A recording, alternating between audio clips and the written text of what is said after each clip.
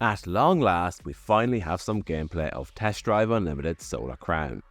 The open world racer's social play looked promising, but there's clearly a lot of work to be done ahead of its now 2024 release. A closed beta starts on the 24th of July, but more on that later.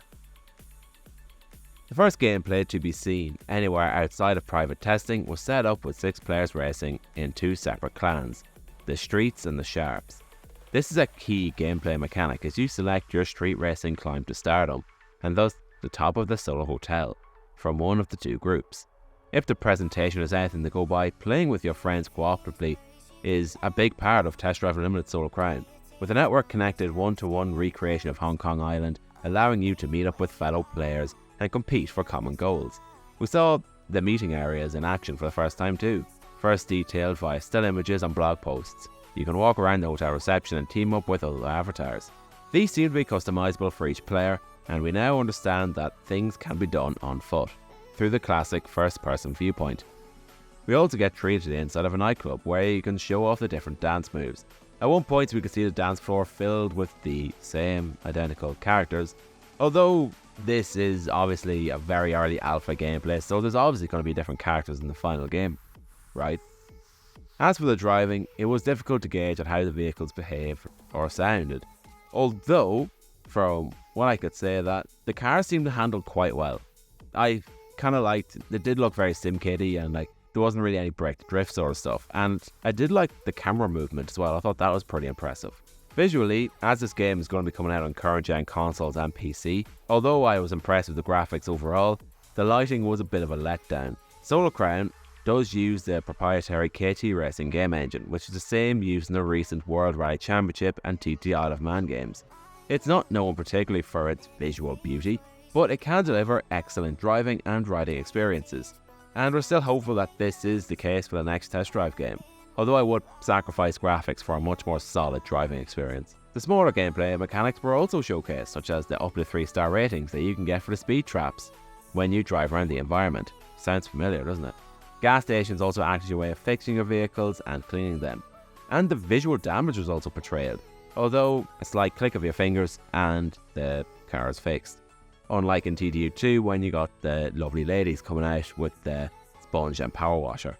Based on the early heads-up display, driving quickly raises a level, which in turn pays out experience points in the form of the frame, which was a system that was added into Test Drive Unlimited 2. The players could also cash in by hitting the gameplay trigger or keep going to potentially win a bigger reward, although crashing will wipe that counter clean. As for the vehicles, overall I thought it was an impressive enough lineup.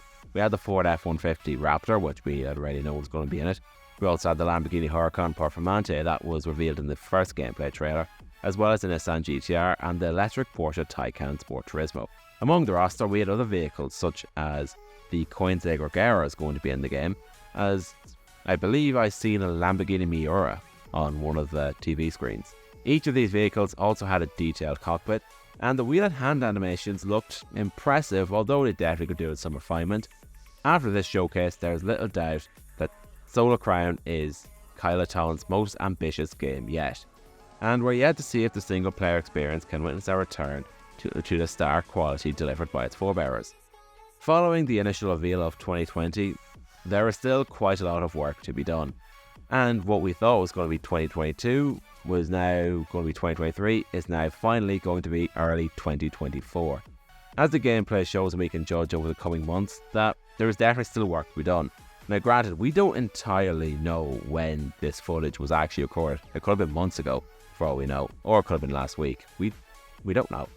But with that in mind, there will be a limited closed beta which will begin on the 24th of July, and you must join the newsletter for that to happen. I know the website basically went down after the reveal because people obviously are trying to go onto the website and sign up to try to get a spot, and fingers crossed I get one. Now with that in mind, that's all I can have to say for this video.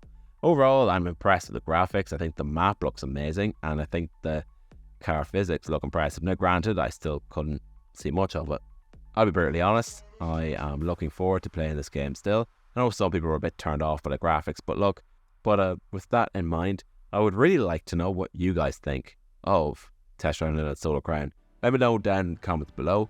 And if you enjoyed this video, remember to like, share, subscribe, and thank you all so much for watching. I hope to see you all very soon.